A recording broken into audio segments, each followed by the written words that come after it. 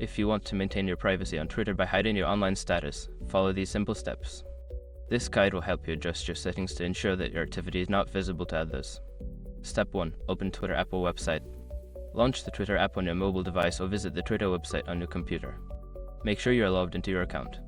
Step 2. Go to Settings and Privacy. Navigate to your profile icon or the More option on the sidebar. Click on Settings and Privacy from the drop-down menu to access your account settings. Step 3. Select Privacy and Safety. In the Settings menu, find and select Privacy and Safety.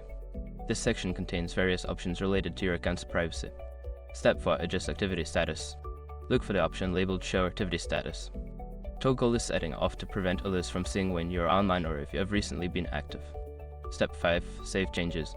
After adjusting your activity status, ensure that any changes you made are saved. You may need to confirm or exit the settings for the changes to take effect. By following these steps, you can successfully hide your online status on Twitter. Enjoy a more private browsing experience.